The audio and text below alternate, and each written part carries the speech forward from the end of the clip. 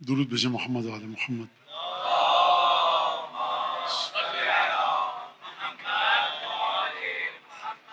اعوذ باللہ من الشیطان الرجیم، بسم اللہ الرحمن الرحیم۔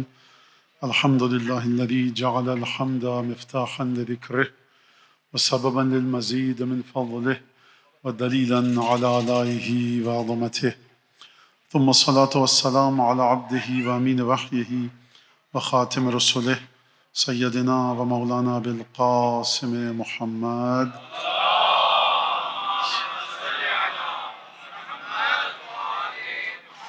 وعلى أهل بيته الطيبين الطاهرين الذين أذهب الله عنهم الرجس وطهرهم تطهيرا۔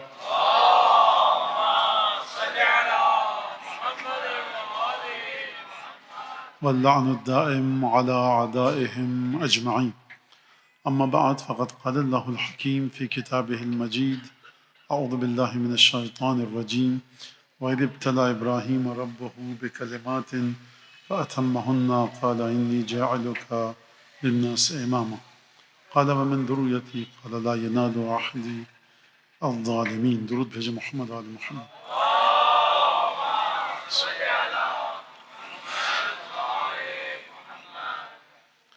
کل گفتگو جو ہماری تھی عہد الہی کے عنوان سے، یہ ایک سلسلہ چل رہا ہے گفتگو کا، اور شکریہ ادا کروں گا میں آپ حضرات کا کہ آپ حضرات بڑی توجہ کے ساتھ سن رہے ہیں، اور خصوصاً آج جو یہاں اس امام باڑے میں یہ سڑک پر جو مسائل ہیں اور جو لوگ گھروں میں بیٹھے دیکھ رہے ہیں وہ پریشان ہوئے کیا مسئلہ ہے، تو اس لیے بتا دوں کہ بہرحال یہاں پر بارش ہوئی ہے، اور جو گھروں میں ان کے لیے، تو اس کے ساتھ آپ جس زحمت کے ساتھ یہاں بیٹھے ہیں، اور جو یہاں پر رضاکار ہیں ہمارے اس مجلس کے منتظمین نوجوان اسکاؤٹس، اسی طرح سے وہ سب کے سب زحمت کر رہے ہیں، اور دعا ہے کہ جو زحمت کر رہا ہے، جس طرح سے مجالس کو منعقد کرنے کے سلسلے میں، خدا اس کو اجر عطا فرمائے پنجتن کی بارگاہ سے، حضرت حجت اس کی خدمت کو قبول فرمائے۔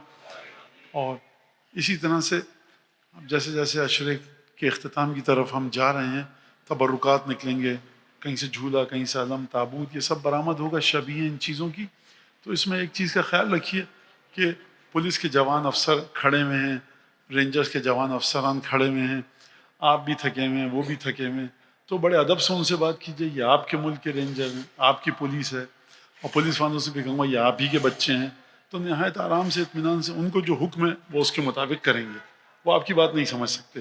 بھائی ان کے افسر نے کہا یہ راستہ بند ہے، کوئی نہیں آئے گا، تو آپ لاکھ خوش آمد کیجیے، وہ جانے نہیں دے گا، اگر وہ جانے دے دے تو اس کا تفضل ہے، لطف ہے، لیکن اس سے بحث مت کیجیے، صرف اس بنیاد پر کہ آپ کے ساتھ 150 لڑکے کھڑے ہیں، بیچارہ کانسٹیبل کھڑا ہے، سب انسپکٹر کھڑا ہے، آپ چیخ پکار کہیں اور وہ خوش چپ ہو جائے کہ کہیں کوئی بدمزگی نہ ہو جائے، تو ناجائز فائدہ مت اٹھائیے اپنی تعداد کا، اور پیار سے ادب سے بات کیجیے۔ اگر پولیس کا کوئی افسر کہہ رہا ہے یہ راستہ بند ہے، سمجھائیے اس کا مسئلہ اپنا پیار سے، محبت سے، احترام سے۔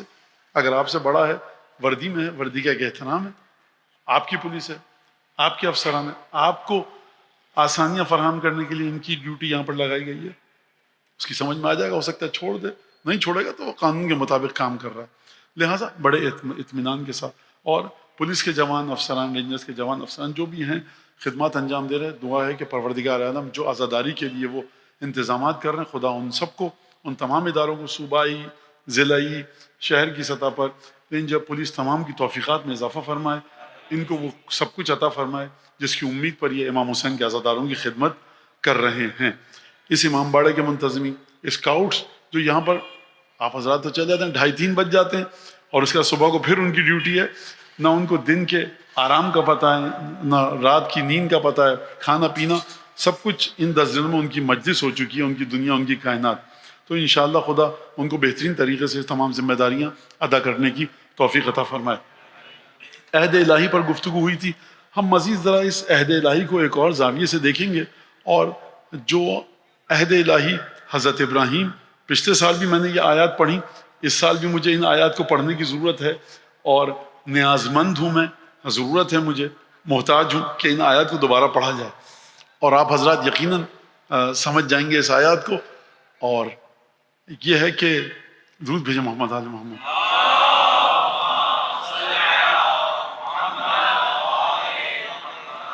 یہ جو برزخ ہے آپ کے اور حضرات کے بیچ میں، یہ برزخ انشاءاللہ کہ یہاں پر دکھ رہی ہے، قیامت میں برزخ نہیں ہوگی، آپ سب ساتھ جنت میں جائیں گے انشاءاللہ۔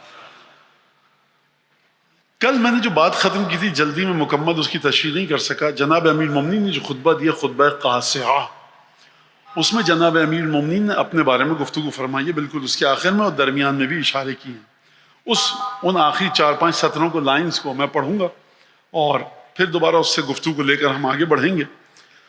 جناب امیر المومنین نے وہاں پر جو گفتگو فرمایا وَإِنِّي لَمِن قَوْمٍ لَا تَأْخُذُهُ فِي اللَّهِ لَوْمَةُ لَائِمٍ، میں یقیناً میں ان لوگوں میں سے ہوں، ایک نہیں ہے کئی لوگ ہیں، اس کا مطلب ہے کہ کسی ایک گروہ کی بات ہو رہی ہے، میں ان لوگوں میں سے ہوں کہ لا تأخذہ فی اللہ لومۃ لائم، خدا کے راستے میں ایسے لوگوں میں سے ہوں جن کو خدا کے راستے پر چلنے کے سلسلے میں، خدا کے بارے میں، خدا کی بندگی بجا لانے کے سلسلے میں ملامت کرنے والوں کی ملامت ان کو اپنی گرفت میں نہیں لیتی۔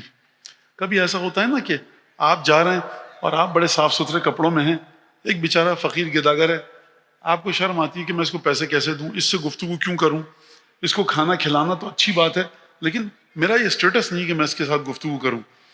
تو یہ ہے لومۃ اللہ۔ کوئی دیکھے گا تو کیا کہے گا، کوئی دیکھے گا تو کیا کہے گا، فقہی لحاظ سے اس کی اپنی ایک حیثیت ہے، اور کبھی فقہی لحاظ سے کوئی دیکھے گا تو کیا کہے گا، بھاڑ میں جائے جملہ۔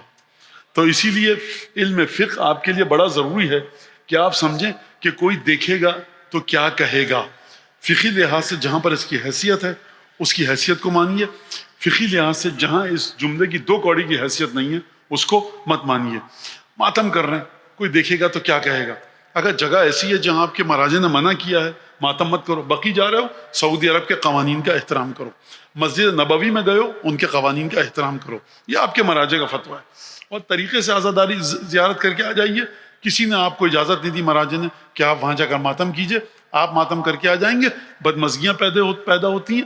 تو آپ دیکھیے کہ کہاں پر آپ دیکھ رہے ہیں، کہاں پر آپ سوچتے ہیں کہ لا تاخذوا فی اللہ لومۃ لائم ہوا کرے، ہمیں ملامت کرنے والے کا ڈر نہیں ہے۔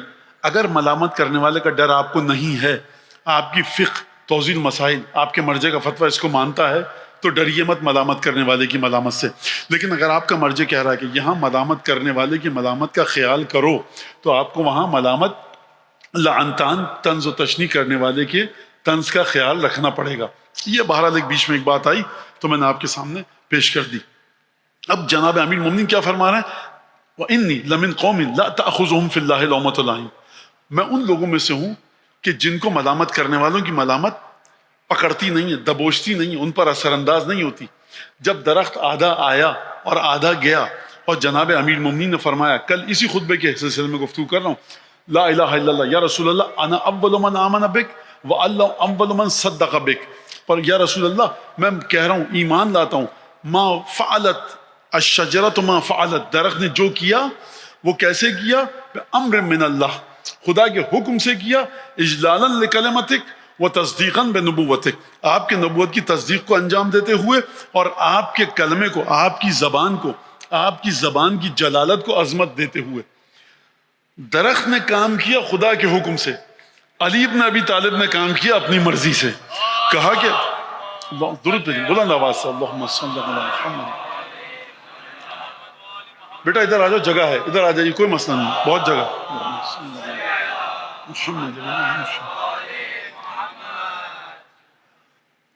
ایک اور دفعہ درود بھیجیے، اللہم صلی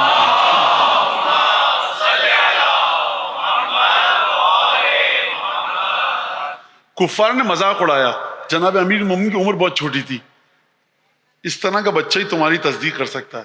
سماجی لحاظ سے جناب امیر کا کوئی رتبہ نہیں ہے، کوئی آدمی ہو، انسان ہو 30-35 سال کا، ایک عہدہ ہو اس کے پاس، یہ بچہ۔ اب ذرا چلیے جناب امیر المومنین کی نفسیاتی تحلیل اور تجزیے کی طرف، اس واقعے کی خوب توجہ کیجیے گا۔ یہ بچہ کیا کہہ رہا ہے، جناب امیر المومنین میں رسول خدا کے ساتھ ساتھ ہوتا تھا، جو بچہ 6 برس کا 5 برس کا ہے وہ 30 برس کے اپنے بھائی کے ساتھ کیسے چل رہا ہے؟ 35 برس کے، 30 برس کے تھے جناب رسول خدا امیر المومنین کی ولادت ہوئی، 35 برس کے علی بن ابی طالب نے چلنا پھرنا شروع کیا رسول خدا کے پیچھے پیچھے۔ عمر میں گیپ کتنا ہے؟ نبی بننے والے ہیں, نبوت کا اعلان ہونے والا ہے. یہ جو بچہ ابو طالب کا سپوت, ابو طالب کا چہیتا بیٹا رسول خدا کے پیچھے پیچھے چل رہا ہے, یہ عمر ہوتی ہے بچوں کی اپنے ہم عمروں میں کھیلنے کودنے کی. میں ایک جملہ کہوں بچوں کے لیے, جہاں پہ مولانا بہت اچھے ہاتھ ملا رہے ہیں, نماز پیچھے پڑھ لیں گے, مسئلہ پوچھ لیں گے, سب مولانا کی مجلس میں.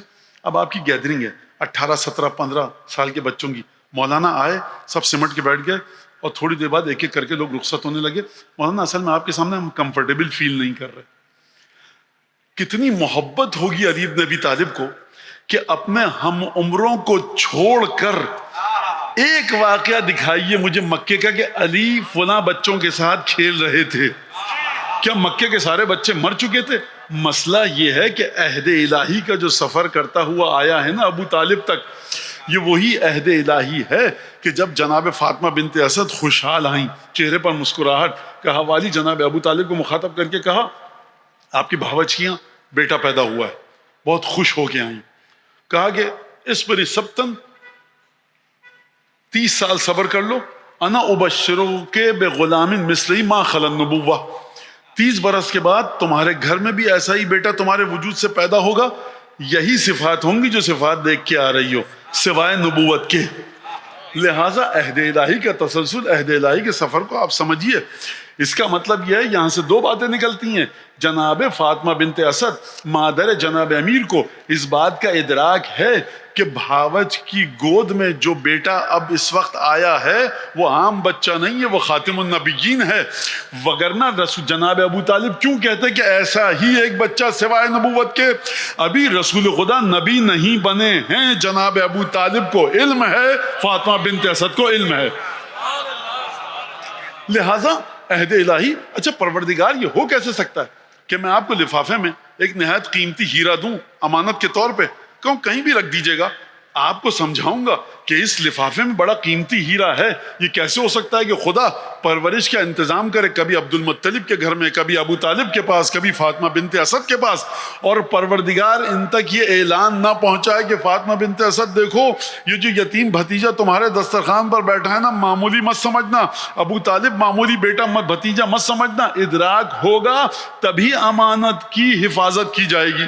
اور وہ قصیدے انشاءاللہ وقت ملا تو جناب ابو طالب کے قصیدے آپ کے سامنے پڑھوں گا کہ جو اس بات کا بھرپور اعلان ہے کہ پہلا مسلمان علی بن ابی طالب نہیں ہے, پہلا مسلمان ابو طالب ہے رسول خدا کے ذات پر ایمان لانے والا. ابھی رسول خدا نوجوان ہیں اور ایک کے بعد ایک قصیدے جناب ابو طالب کی جانب سے آ رہے ہیں جن میں رسول خدا کی رسالت کا اقرار نہیں ہے بلکہ جناب عیسیٰ, جناب موسیٰ, توریت, زبور, انجیل, خدا کی وحدانیت, تمام چیزوں کا اقرار ہے. لہٰذا یہ ایک الگ گفتگو ہے. تو جناب امیر المومنین یہ عہد الہی, اور پھر امیر المومنین نے جو جملہ فرمایا وہاں پر کہ میں آپ کی تصدیق کرتا ہوں, کفار نے مذاق اڑایا, تو یہ پہلی مثال کہ لا تأخذہم فی اللہ لومۃ لائم, عہد الہی کے نبھانے کے سلسلے میں ہمیں شرم نہیں ہے. عہد الہی کی وفاداری کے سلسلے میں علی بن ابی طالب نہیں شرمائیں گے. اب مجھے بتائیے کہ ایک بچہ ڈرتا ہے اس بات سے اکثریت اس کا مذاق اڑائے, وہ اکثریت کے ساتھ ہو جاتا ہے.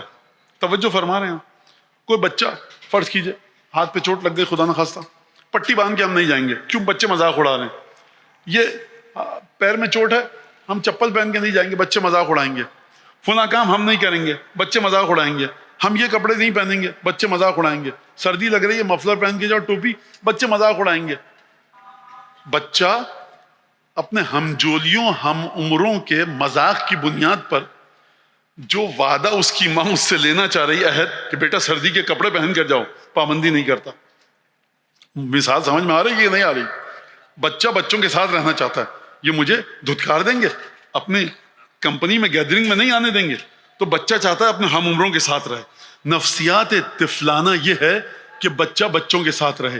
یہ جو جناب امیر نے فرمایا کہ مجھے خدا کے عہد کی پابندی کے سلسلے میں کبھی ملامت کرنے والے کی ملامت نے نہیں روکا.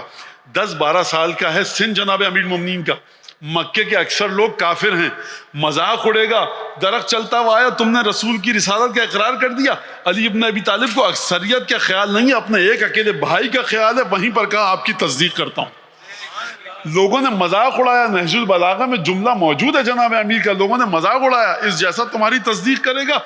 نہ رسالت مآب کو یہ بات ناگوار گزری اور گنا گزری مزاج پر کہ یہ بچہ میری مدد کرے گا، اور نہ جناب امیر کے وجود مبارک پر یہ بات گرا گزری۔ یہ پہلا مرحلہ لا تاخذہم فی اللہ لومۃ لائم۔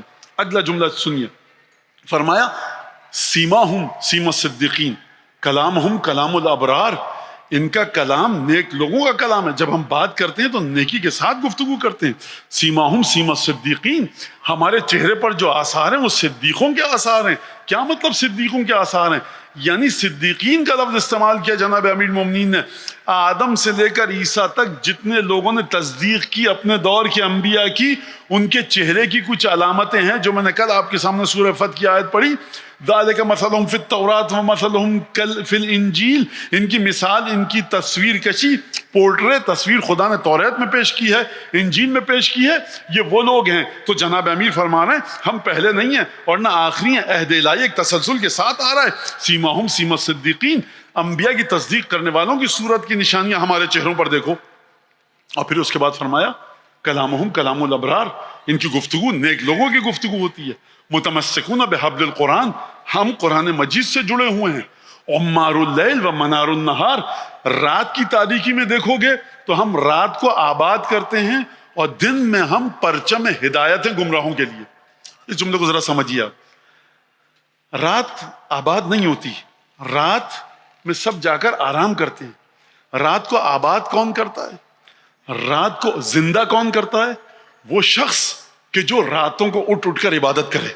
اس کی رات زندہ ہے، اس کی رات مردہ نہیں ہے، کیونکہ یہ خداوند تبارک و تعالیٰ کے ساتھ گفتگو کر رہا ہے۔ عمار اللیل و منار النہار، یہ راتوں دنوں کو پرچم ہیں، میناریں ہیں ہدایت کے لوگوں کے لیے، اور راتوں کو اپنی راتوں کو آباد کرتے ہیں عبادت کے ذریعے۔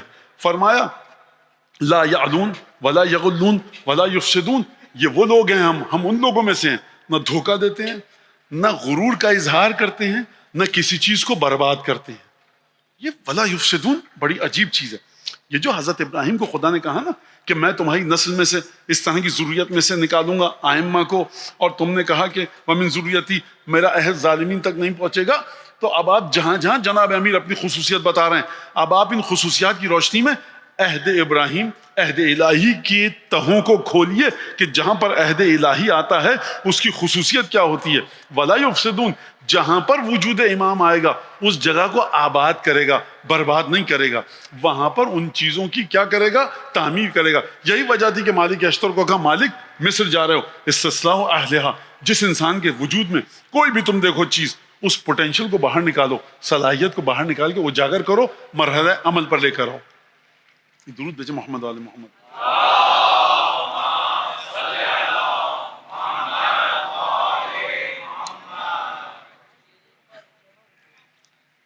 پھر فرمایا ہم قرآن کے حبل سے متمسک ہیں، اور ایک اور جملہ فرمایا کہ ہم ان لوگوں میں سے ہیں کہ قلوبہم فی الجنہ واعمالہم فی الارض، ان کے دل جنت میں، عمل یہ زمین پر کر رہے ہیں۔ بس اب یہ جملہ آپ نے سن لیا، تعارف جناب امیر کا اپنی زبان۔ اب یہاں پر اس جملے کو لے لیجئے اور اپنے ذہن میں رکھیے، دوبارہ دہرا دوں، قلوبہم فی الجنہ واعمالہم فی الارض، ان کے عمل، ان کے جسم زمین پر ہیں، دل ان کے جنت پر۔ کیا مطلب دل ان کے جنت میں؟ اب سمجھ میں آئے گی بات آپ کے، آہستہ آہستہ جیسے گفتگو چلے گی۔ اب یہاں پر ہمیں ایک آیت کی ضرورت پڑے گی کہ جو ہم گفتگو کریں، سورہ احزاب کی، یا ایھا النبی انا ارسلناک شاہدا ومبشرا ونذیرا وداعیا الی اللہ باذنہ وسراجا منیرا۔ حبیب ہم نے تمہیں بھیجا ہے۔ کیوں بھیجا ہے؟ کیا کر کے بھیجا ہے؟ خصوصیت آپ کو پتہ ہے، مبشر خوشخبری دینے والا، خدا کا خوف دلانے والا، اور خدا کی طرف دعوت دینے والا، ان خصوصیات کے ساتھ بھیجا ہے۔ اور سراجا منیرا، وہ چراغ کہ جو روشنی دیتا ہے۔ اب نبی کریم قیامت تک روشنی دیتے رہیں گے۔ یہ قرآن پروردگار عالم نے اس آیت کو قرآن مجید میں نازل کیا۔ اب جب یہ آیت نازل ہوئی تو آپ اس کو جوڑیے کس کے ساتھ؟ حضرت ابراہیم کی دعا کے ساتھ۔ 3 مرتبہ ذکر آیا ہے رسول خدا کے تعارف کا، حضرت ابراہیم کی دعا کے ذریعے 1 دفعہ، 2 دفعہ خدا کے الفاظ کے ذریعے۔ وہ جو تعارف آیا حضرت ابراہیم کے ذریعے، جب حضرت ابراہیم کو انعام و اکرام عطا ہوا تو حضرت ابراہیم نے ایک عجیب دعا کی. وہ دعا آپ کے سامنے, ربنا وابعث فیہم رسولا منہم, پروردگار ان مکے والوں میں سے, انہی میں سے ایک رسول کو بھیج, یتلو علیہم آیاتک, جو تیری آیتیں ان کو پڑھ پڑھ کر سنائے, یعلمہم الکتاب والحکمہ, جو ان کو کتاب اور حکمت کی تعلیم دے, ویزکیہم, جو ان کو پاک کرے, انک انت العزیز الحکیم. بات ذرا سی پیچیدہ ضرور ہے, لیکن میں کیا کروں, ریت کے گھروندوں پہ فضائل کی عمارت تعمیر نہیں ہو سکتی. آپ اس لیے آپ محنت کے ساتھ سنتے ہیں, تو میں بھی آپ کو تھکاتا ہوں خوب اچھی طرح سے. لہٰذا حضرت ابراہیم کی دعا کیا ہے, ان میں سے ایک رسول کو بھیج. کیسا رسول ہو, ان کو آیات پڑھ پڑھ کے سنائے, کتاب اور حکمت کی تعلیم دے, اور ان کو پاک کرے. حضرت ابراہیم نے اس کے بعد کیا فرمایا, انک انت العزیز الحکیم, پروردگار تو عزیز ہے, تو حکیم ہے. پچھلے برس اس آیت پر گفتگو کی ہے, مجھے الحمدللہ یہ بات یاد رہ گئی ہے. عزیز کا مطلب کیا ہے, پروردگار تجھ پر کوئی تسخیر نہیں کر سکتا, تجھ پر کوئی غلبہ نہیں پا سکتا. حکیم یعنی تیری حکمت ایسی ہے کہ تیری حکمت کے آگے کسی کی حکمت نہیں چلے گی. تو خوب جانتا ہے کس چیز کو کس طرح, کیسے, کس موقع پر, کس انداز سے انجام دیا جائے. انک انت العزیز الحکیم. خدا نے حضرت ابراہیم کی دعا کو قبول کیا. سورہ جمعہ کی دوسری آیت, هو الذی بعث فی الامیین رسولا منہم یتلو علیہم آیاتہ ویزکیہم ویعلمہم الکتاب والحکمہ وان کانوا من قبل لفی ضلال مبین. اب آخری ٹکڑے کا ابراہیم کی دعا کے ساتھ مقابلہ کیجئے. ابراہیم نے کہا پروردگار تو عزیز و حکیم ہے, خدا نے کہا کہ یہ سب کھلی گمراہی میں تھے. تو اب جو رسول آئے گا نا, وہ خدا کی وہ حکمت لے کر آئے گا کہ جس پر کوئی غلبہ نہیں پا سکتا. وہ حکمت لے کر آئے گا جو خدا کی حکمت کا آئینہ ہوگا. یہ حکمت اگر ابراہیم کے الفاظ میں دیکھیے تو یعلمہم الکتاب والحکمہ کے ذریعے سمجھ میں آئے گی, اور اگر سورہ احزاب کی آیت کی روشنی میں دیکھیے, یا ایھا النبی انا ارسلناک شاہدا ومبشرا ونذیرا وداعیا الی اللہ باذنہ وسراجا منیرا. میں سراج منیر کے ذریعے گفتگو کروں گا, تمہیں ہم نے روشن چراغ دے کر بنایا. حضرت ابراہیم کی دعا آپ کی سمجھ میں آ گئی. کتاب کی تعلیم, حکمت, وہ تمام چیزیں خداوند تبارک و تعالیٰ نے دی ابراہیم کی دعا کے ذریعے, اور پھر کہا کہ دیکھو ہم نے تمہیں روشنی دینے والا چراغ بنا کر بھیجا. اگر روشنی دینے والا چراغ بنا کر بھیجا, خداوند تبارک و تعالیٰ نے سورہ آل عمران میں اسی بات کو ایک اور انداز سے فرمایا, لقد من اللہ علی المؤمنین اذ بعث فیہم رسولا من انفسہم. خدا نے مومنین پر بہت بڑا احسان کیا. جب خدا کہ ہم نے احسان کیا, من اللہ, خدا کہہ سکتا تھا کہ لقد احسن اللہ الی المؤمنین, خدا نے اچھائی کی, احسان کیا مومنین کے ساتھ. خدا نے یہ نہیں کہا, خدا نے کہا لقد من اللہ علی المؤمنین, خدا نے مومنین پر منت رکھی. المن هو القط, یعنی کیا مطلب, منت کا مطلب ہے کاٹ دینا, یعنی اب اس سے آگے کی کوئی نیکی خدا تمہارے ساتھ کر نہیں سکتا. عالم غیب میں جتنا بڑا تحفہ خدا خلق کر سکتا تھا, اس نے محمد مصطفیٰ کے وجود کی صورت میں تم کو وہ تحفہ ادا کر دیا, اور اس انداز سے عطا کیا, وہی تمام خصوصیات تم کو دے دی. اب سوال یہ ہے کہ یہ عہد ابراہیم کہاں تک چلے گا اور کس سلسلے کے ساتھ چلے گا. تو پروردگار عالم, عجیب آیت ہے قرآن کی کہ دیکھو اب رسول خدا کے پاس حکمت بھی ہے, طہارت بھی ہے, تزکیہ بھی ہے, کتاب کا علم بھی ہے, تلاوت بھی دیں گے, لیکن رسول خدا کو اس کے باوجود ایک حکم دیا جا رہا ہے عجیب سا. یہ جو کہا جاتا ہے کہ سرکار آپ صرف خدا کی بات کیجئے, خدا نے قرآن میں اگر صرف اپنی بات کی ہوتی تو ہم بھی خدا کی بات کرتے. خدا جن ہستیوں کو قرآن میں اپنے نام کے ساتھ جوڑ رہا ہے, خدا جوڑے اور ہم توڑ دیں, لہٰذا ہم انہی باتوں کے ساتھ گفتگو کریں گے جن ہستیوں کو خدا نے قرآن میں اپنے ساتھ جوڑا, اور جن ہستیوں خدا نے رسول کے ساتھ جوڑا. فرمایا کہ دیکھو حبیب, وَاصْبِرْ نَفْسَكَ مَعَ الَّذِينَ يَدْعُونَ رَبَّهُمْ بِالْغَدَاوَةِ وَالْعَشِيِّ يُرِيدُونَ وَجْهَهُ. حبیب دیکھو, صبر کر کے, بڑی زحمت کر کے, صبر کر کے, استقامت کے ساتھ جڑے رہو ان لوگوں کے ساتھ کہ جو صبح و شام ذکر الہی کرتے ہیں قربتاً الی اللہ. اگر ہر حکمت رسول خدا کے پاس ہے, جو کہ ہے, تو پھر کیوں حکم دیا جا رہا ہے کہ جڑے رہو ان لوگوں کے ساتھ کہ جو صبح و شام خدا کا ذکر کرتے ہیں؟ اس وجہ سے کہ یہ لوگ وہ ہیں کہ رسول خدا کے ساتھ ان کا ایک خاص تعلق ہے. اور اس کے بعد کس انداز سے خدا نے فرمایا وَلَا تَعْدُ عَيْنَاكَ عَنْهُمْ تُرِيدُ زِينَةَ الْحَيَاةِ الدُّنْيَا وَلَا تُطِعْ مَنْ أَغْفَلْنَا قَلْبَهُ وَكَانَ أَمْرُهُ فُرُطًا. حبیب دیکھو, تمہاری آنکھیں انہی کو دیکھتی رہیں, ان کو چھوڑ کر کسی اور کو نہ دیکھیں. اب میں آپ سے سوال ہے کہ رسول خدا نے زندگی میں کسی اور کو نہیں دیکھا؟ دسیوں لوگوں کو دیکھا ہوگا, کافروں کو دیکھا ہوگا, مشرکوں کو دیکھا ہوگا, بتوں کو بھی دیکھا, جب گرانے گئے تو بتوں کو بھی دیکھا. خدا کہہ رہا ہے ان کے علاوہ تمہاری آنکھیں ان سے مت بڑھنا بڑھیں. تو اس کا مطلب یہ ہے کہ یہ اس ویژن کی، اس بینائی کی، اس دیکھنے کی بات نہیں ہو رہی جو ہم اور آپ صبح و شام ہزاروں چیزوں کو دیکھتے ہیں. یہ بات ہو رہی کہ تمہاری نگاہوں کی توجہ کا مرکز یہی رہے. کون سی ہستیاں ایسی ہیں کہ جو رسول خدا کی نگاہوں کا مرکز بن سکتی ہیں؟ یا تو یہ رسول سے ادنا ہو یا اعلیٰ ہو. ادنا ہے تو کیوں دیکھیں رسول، اعلیٰ کوئی رسول سے ہو نہیں سکتا. تو یہ کن کو حکم دیا جا رہا ہے کہ حبیب تمہاری آنکھیں انہی کی طرف توجہ رکھیں؟ تو یہ بات سمجھ میں آئے گی میدان مباہلہ میں کہ دیکھو علی، حسن، حسین، فاطمہ کو لے کر چلو. مدینے میں ہزاروں عورتیں تھیں، مدینے میں ہزاروں مرد تھے، مدینے میں سینکڑوں بچے تھے، تمام کے تمام رسول خدا کی امت کے بچے تھے، تمام خواتین رسول خدا کی امت کی تھیں. اگر نساءنا ہماری عورت، انفسنا ہماری جان، ابنانا ہمارے بچے سے مراد امت مسلمہ کے بچے ہوتے تو رسول خدا سب کو لے کر جاتے. لے کر ان کو گئے جن کے بارے میں حکم تھا تمہاری آنکھیں انہی کی طرف دیکھتی رہیں، ان سے آگے نہ بڑھیں. کیوں نہ بڑھیں؟ کیوں نہ بڑھیں؟ اس وجہ سے کہ عہد الہی کا ایک تسلسل ہے. کچھ وعدہ لے رہا ہے خداوند تبارک و تعالی رسول اللہ سے. ان کے اندر خصوصیت کیا ہے؟ ان کی خصوصیت یہ ہے انہم منی وانا منہم، یہ مجھ سے ہیں میں ان سے ہوں. ان کی طرف دیکھنا رسالت کی تجلیوں کی طرف دیکھنا. سورج اگر اپنی کرنوں کی طرف دیکھے تو اندھیرے کی طرف تھوڑی دیکھ رہا ہے، خود اپنی ذات کی تجلی کی طرف دیکھ رہا ہے. لہٰذا اب یہ جب چلے، اگر کہہ دیا کہ انفسنا و انفسکم، میں 2-3 دن سے جناب امیر مومنین پہ بات ہو رہی ہے اور یہ واقعاً انشاءاللہ کہ امام زمانہ قبول کریں. اور دیکھیے کسی کے میں اتنا دل جگر گردہ نہیں ہے، زبان میں طاقت نہیں ہے کہ جو ذکر کرے جناب امیر کا اور امام زمانہ توجہ سے سنے.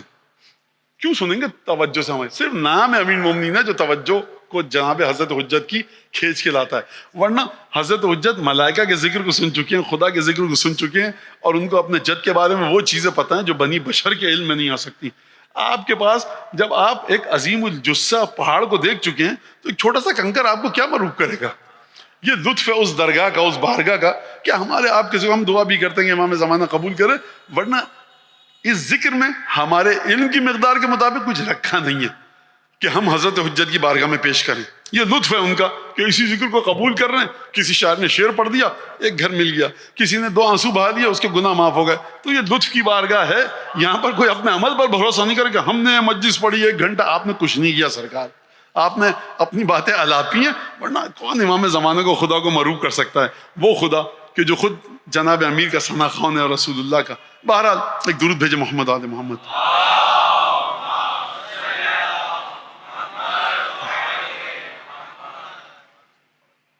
اب یہاں تک بات ہو گئی کہ سراج المنیرہ. اس کا مطلب یہ ہے کہ اگر رسول کسی کے بارے میں کہیں یہ میری جان ہے، انا من فاطمہ، فاطمہ من فاطمہ مجھ سے ہے میں فاطمہ سے ہوں، حسن مجھ سے ہے میں حسن سے ہوں، حسین مجھ سے ہے میں حسن سے ہوں، انہم منی وانا منہم، یہ سب مجھ سے ہیں میں ان سے ہوں. تو اگر خدا قرآن میں فرما رہا ہے کہ حبیب ہم نے تمہیں گواہ بنا کر بھیجا، مبشر بنا کر بھیجا، خوشخبری دینے والا، خوف خدا دلانے والا بنا کر بھیجا، اور روشن چراغ بنا کر بھیجا. اگر رسول خدا یہ فرما رہے ہیں کہ یہ مجھ سے میں ان سے ہوں، تو اس کا مطلب ہے کہ فاطمہ بھی صبح ازل سے لے کر روز الست سے لے کر صبح ازل تک روشن چراغ ہیں. حسن مجتبی روشن چراغ ہیں، حسین ابن علی روشن چراغ ہیں. کیوں؟ رسول خدا فرمائے انہم منی وانا منہم، حقیقت میں جڑے ہوئے ہیں. اب اگر حقیقت میں جڑے ہوئے ہیں تو یہاں سے ایک شبہ پیدا ہوا، آپ نبی کے برابر کر رہے ہیں. اس کا میں تقریر کے آخر میں جواب دوں گا. اور میں کیا جواب دوں گا؟ رسول خدا کا چھوٹا بھائی علی بن ابی طالب جواب دے کر چلے گئے. یہ جو میں بار بار کہتا ہوں نا کہ بھائی رسول خدا کے جناب امیر، اس کی ایک وجہ ہے. امیر مومنین نے اس لقب پر فخر کیا ہے، انا اخو رسول اللہ. تو مجھے بھی اچھا لگتا ہے یا علی جو آپ کو پسند ہے وہی لفظ آپ کے بارے میں استعمال کر رہے ہیں. دوسری جو کنیت پسند تھی جناب امیر کو وہ ابو تراب کی تھی، کیونکہ جناب رسالت مآب نے یہ کنیت دی. بہرحال اب آپ آئیے اس بات کی جانب کہ جناب امیر روشن چراغ، جناب امیر گواہ، جناب امیر خوشخبری دینے والے، یہ تمام کی تمام صفات جناب امیر میں. اب یہاں سے گفتگو جا رہی ہے جناب امیر کی بارگاہ میں. اب انشاءاللہ کہ اپنے کرم کے صدقے میں جناب امیر پسند فرمائیں گے آپ لوگوں سے سننا اور مجھ سے کرنا، اور جو بھی اس فرش کو بچھانے میں جس نے محنت کی ورنہ تو کیا انسان اپنی باتیں الاپتا رہے، کیا کر لیں گے؟ یقین کیجئے کہ سوائے لطف کے کچھ نہیں ہے، سوائے لطف کے کچھ نہیں ہے۔ درود بھیجیں امیر المومنین کی بارگاہ میں۔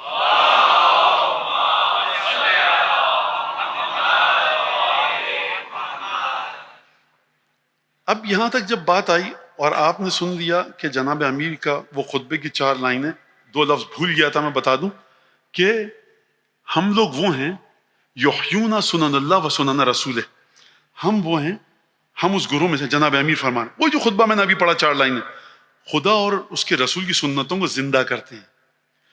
اب یہاں سے میں جوڑ رہا ہوں آیت کو اس خطبے سے۔ یا علی آپ سنت کو زندہ کیسے کریں گے؟ یعنی اگر کوئی سنت اس پر فراموشی کی گرد پڑ رہی ہے، امت بھول رہی ہے کہ رسول خدا یہ عبادت کس طرح سے کرتے تھے، علی آ کر اس عبادت کو اجاگر کر کے بتائیں گے۔ امت بھول رہی ہے کہ رسول خدا یہ کام کس طرح سے کرتے تھے، علی آ کر یہ کام کر کے بتائیں گے۔ یعنی کیا مطلب؟ سراج منیر پروردگار تو نے خلق کر کے بھیج دیا، لیکن سراج منیر پر جب ظالموں نے اندھیروں کے پردے ڈالے تو ذات علی ابن ابی طالب تھی جس نے تیرے نبی کے چراغ پر سے پردے ہٹائے اپنے کردار کے ذریعے۔ یہاں سے میں آپ نے توجہ کی، اب یہ حق بنتا ہے آپ کا میں آپ کے سامنے ایک جملہ کہوں۔ پروردگار تو تمام حکم دے رہا تھا علی کو، معاہدہ لے رہا تھا علی سے، کون سے معاہدے؟ اب اس جملے کو ذہن میں رکھیے گا، یہ بات واضح ہو گئی۔ چلیے دعائے ندبہ کی طرف۔ اللہم لک الحمد علی ما جرى به فی قضائک، على ما جرى به قضاؤه في أوليائك الذين استخلصتهم لنفسك ودينك إذ اخترت لهم جزيلا ما عندك من النعيم المقيم الذي لا زوال له ولا اضمحلال بعد أن شرطت عليهم الزهد في درجات هذه الدنيا الدنيا وزخرفها وزبرجها فشرطوا لك ذلك وعلمت منهم الوفاء به فقبلتهم وقربتهم۔ دعا ندبہ کے بالکل ابتدائی۔ خدا کی قسم یہ جملہ اتنا آسان نہیں ہے۔ یہاں پر زہد امیر المومنین کی بات ہو رہی ہے۔ زہد امیر المومنین آپ کے ہوش اور حواس سے کہیں آگے کی چیز ہے۔ واللہ زہد امیر المومنین کو اس میں مت ڈھونڈیے گا جبہ پہنے ہوئے بوسیدہ سا جو کی روٹی دہی کے ساتھ کھا رہے ہیں، یہ زہد ہے، لیکن یہ وہ زہد ہے کہ جن کو حالات قلم بند کرنے میں کامیاب ہوئے۔ قلب مطہر علی ابن ابی طالب میں زہد کس مقام پر ہے یا خدا جانے یا نبی جانے۔ اگر ہم ہر چیز جان لیتے جناب امیر کے بارے میں تو نہ فرماتی وہ ذات کے جو علی ابن ابی طالب کا بڑا بھائی ہے کہ علی تجھے سوائے خدا کے اور میرے کسی نے نہیں پہچانا۔ قلب علی ابن ابی طالب کی گہرائی میں کون دیکھے گا؟ یا خالق علی ابن ابی طالب دیکھ پائے گا یا استاد علی ابن ابی طالب دیکھ پائے گا؟ ہم اور تم تو چند صفحے پڑھ کر خوش ہو جاتے ہیں۔ لہٰذا آپ اس جملے کو سنیے آپ کہ زہد کس مرحلے پر ہے جناب امیر المومنین کا۔ ترجمہ سنیے سب سے پہلے، وہ یہ کہ اللہم لک الحمد، پروردگار ہم تیری ذات سے مخصوص ہیں، فی اولیائک، تو نے اپنے اولیاء کے ساتھ جو کیا نا، ائمہ کے ساتھ، اوصیاء کے ساتھ، انبیاء کے ساتھ، فی اولیائک الذین، تیرے فیصلے جو ہو چکے تیرے اولیاء کے سلسلے میں، ائمہ کے سلسلے میں، سبحان اللہ، الحمدللہ، خود الحمدللہ ہم پڑھ رہے ہیں الحمدللہ۔ جا کر کوئی علی بن ابی طالب سے پوچھے تو صحیح کتنے کڑوے خون کے گھونٹ صبر کے پیے ہیں علی بن ابی طالب نے جب وعدے کی پاسداری کی ہے۔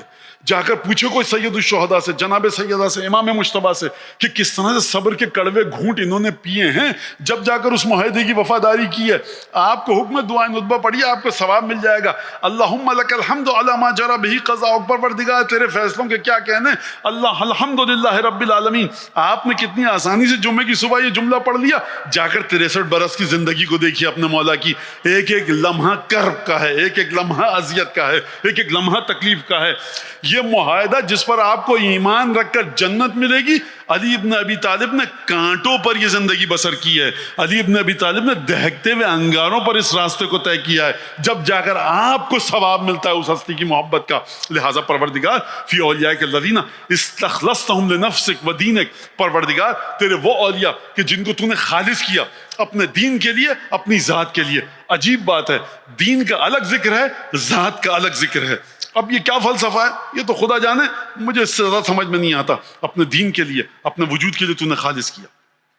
اذ شرطت علیہم الزہد فی درجات ہذہ الدنیا الدنیا، تو نے شرط کی کہ دیکھو اے میرے اولیاء، اب میں اپنے الفاظ میں، اے علی، اے حسن، اے حسین، اے رسول خدا، اے محمد مصطفیٰ، ہم تمہیں اپنے لیے خالص کر رہے ہیں، تم ہمارے ہو جاؤ گے، یہ انعام ہے، اس کے بدلے میں تم کیا دو گے ہمیں؟ فشرطت علیہم الزہد، پروردگار تو نے شرط کی میں تو تمہیں اپنا بنا رہا ہوں, تم مجھے کیا دے رہے ہو؟ تو تو نے رسول خدا سے, پنجتن سے, 12 امام, 14 معصومین سے وعدہ لیا اس دنیا میں زہد رکھو گے. فقبلتا, جب انہوں نے کہا وعلمت منہم الوفاء بہ, تو نے دیکھ لیا کہ جو وعدہ انہوں نے کیا ہے یہ اس وعدے کی وفاداری کریں گے, تب جا کر تو نے قبلتہم وقربتہم, تب جا کر تو نے ان کے اس وعدے کو قبول کیا اور ان کو اپنی بارگاہ میں قرب عطا کیا. اب یہاں سے بات سمجھ میں آئی کہ پروردگار عالم نے اپنی ذات کے لیے خالص کیا, اپنے وجود کے لیے خالص کیا. اب علی بن ابی طالب کا نام چاہے علی بن ابی طالب کہیے, چاہے خالصتاً لوجہہ الکریم, یعنی یہ وجود ہے جو سارا کا سارا خدا کے لیے ہے. لہذا جب آپ علی بن ابی طالب کے وجود کی طرف جھکتے ہیں تو خدا کے اخلاص کی طرف جھک رہے ہیں.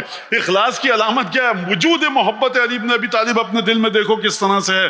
اگر ہے تو خالص طریقے سے ایمان تمہارے دل میں ہے. مولانا یہ کیا بات کر رہے ہیں آپ؟ میں نہیں کہہ رہا, رسول خدا فرمانا لا یحبک الا مؤمن, علی تم سے وہی محبت کرے گا جو خالص مومن ہے.